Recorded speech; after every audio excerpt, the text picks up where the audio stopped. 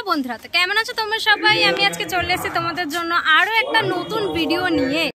এই মুহূর্তে জায়গাটা দেখে আশা করি তোমরা কিছুটা হলেও চিনতে পারছো।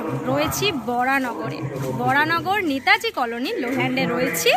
জানো, বরানগর এরিয়ার মধ্যে ভীষণ জনপ্রিয় একটি পুজো কিন্তু এই বরানগর নেতাজি কলোনি লোহ্যান্ড। বিগত বছরও আমি এসেছিলাম, খুঁটি পুজো হয়েছিল যখন, কিন্তু পুজোর সময় আনফর্চুনেটলি আমি আসতে পারিনি। ট্রাই করেছিলাম আসার, জাহাজ করেছিল কিন্তু এই টোটাল জায়গাটা জুড়ে কিন্তু জাহাজ উপস্থাপনা করা হয়েছিল। তার ভিতরে কিন্তু ছিল এক অপূর্ব সুন্দর পরিবেশ, যদিও সেটা আমার মিস হয়ে গেছিল কোনোভাবে। বাট এইবারে কিন্তু অবশ্যই মিস হবে না। এবছর কি চমক থাকবে, এবছর কেমন ভাবে মণ্ডপ সেজে উঠবে, তার সূচনা কিন্তু আজকেই হতে চলেছে বরানগরের খুঁটি পুজোর মধ্যে দিয়ে।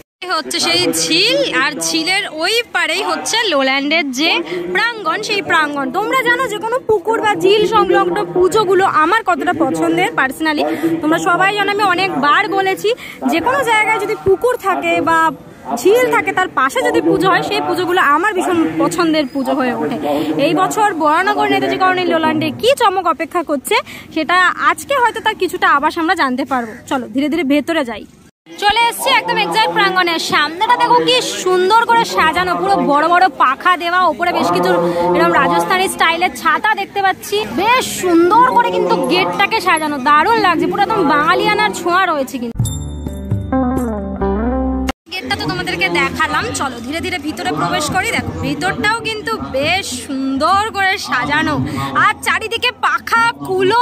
সত্যি এই যে তোমরা যে এন্ট্রি করছো, যে এন্ট্রেন্সটা কিন্তু অপূর্বভাবে সাজানো। এরকম নিচে এরকম নীল কার্পেট পাতা, বেশ ভাল লাগছে। আর এই হচ্ছে টোটাল পুরো প্রাঙ্গণ দেখতে পাচ্ছ যেটা চারিদিকে। আর ওই দিকে হচ্ছে স্টেজটা করা হয়েছে। স্টেজটা দেখতে পাচ্ছ, এই স্টেজে কিন্তু সমস্ত বিশিষ্ট ব্যক্তিরা আসবেন, যারা বেশ সুন্দর করে সাজানো, আর্টিফিশিয়াল ফুল দিয়ে ব্যাকগ্রাউন্ডে লেখা রয়েছে খুঁটি পুজো 2024। দেখো জাস্ট কুড়িটাকে কি সুন্দর করে সাজিয়েছে। চলো কুড়িটাকে তোমাদেরকে আরো একটু সামনে দিয়ে দেখাবো। অসাধারণ লাগছে কুড়িটা টোটাল দেখতে। কুড়িটাকে এখন নিয়ে যাওয়া হচ্ছে এক্সাক্ট জায়গাতে।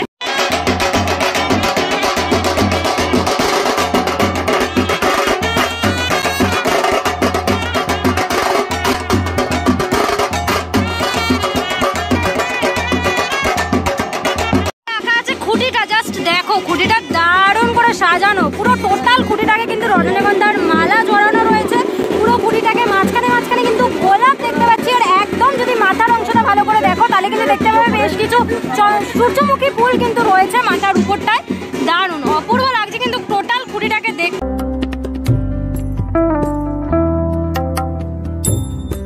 খুঁটিটাকে এখন মালা পরানো হচ্ছে, দেখতে পাচ্ছ চাঁদ মালা পরানো হচ্ছে খুঁটিটাকে।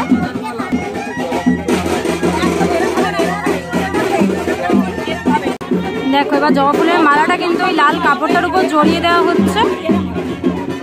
দেখালাম ওখানে খুঁটিটায় এখনো মালা জড়ানো চলছে লাল কাপড়ের উপর। তারপর চাঁদ মালাটাও পরানো হয়ে গেছে। আর খুঁটি পুজোটা ঠিক এখানটা করা হচ্ছে। দেখো ঘট কিন্তু স্থাপন করা হয়ে গেছে। আর ঠিক ঘটের পেছন দিকটায় দেখো এইখানটায় জায়গাটা করা হয়েছে, এখানটায় কিন্তু খুঁটিটা স্থাপন করা হবে। আর এইখানে কিন্তু রয়েছে একটা খুঁটি পুজোর ব্যানার ব্যাকগ্রাউন্ডে হিসাবে, যেখানে লেখা রয়েছে বরানগর লোল্যান্ড খুঁটি পুজো।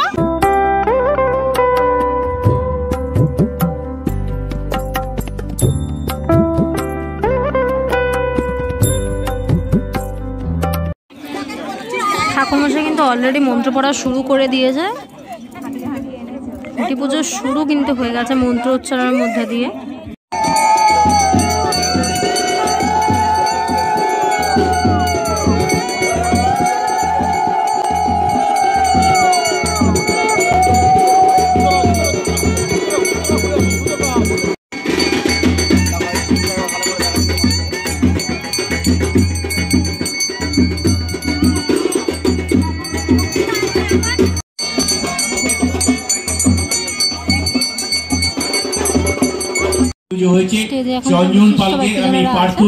সবাইকে সম্বর্ধনা পর্ব চলছে কিন্তু এখন।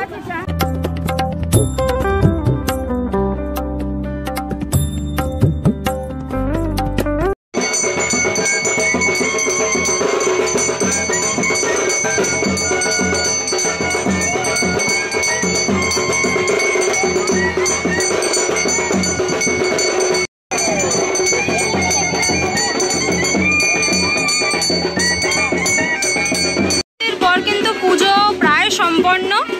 এরপর কিন্তু খুঁটি পোতার মুহূর্ত। দেখতে পাচ্ছ ইতিমধ্যে সেই খুঁটি পোতার মুহূর্ত কিন্তু চলে আসছে। এই মুহূর্তে কিন্তু খুঁটিটি স্থাপন করা হবে। দেখতে পাচ্ছ সবাই মিলে রয়েছে এখানে একসাথে খুঁটিটি ধরে জাস্ট খুঁটিটা এক্ষুনি কিন্তু স্থাপন করা হবে। দেখতে পাচ্ছ সেই শুভক্ষণ, সেই শুভ মুহূর্ত খুঁটি স্থাপন করার।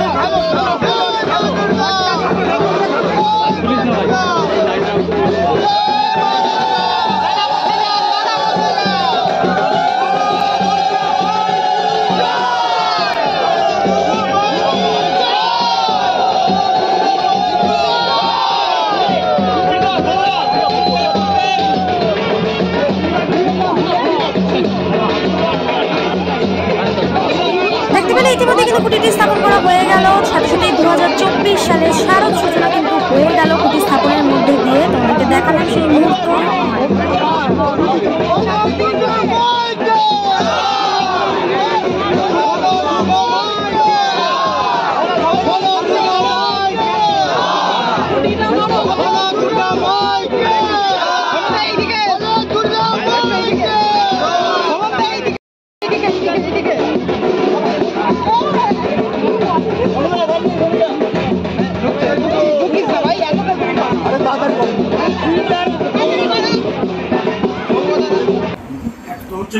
ন্যাচারালি প্রায় 12 বছরে জড়িয়ে থাকা, আমি টানা প্রায় 12 বছর ধরে করছি, ঠিক আছে।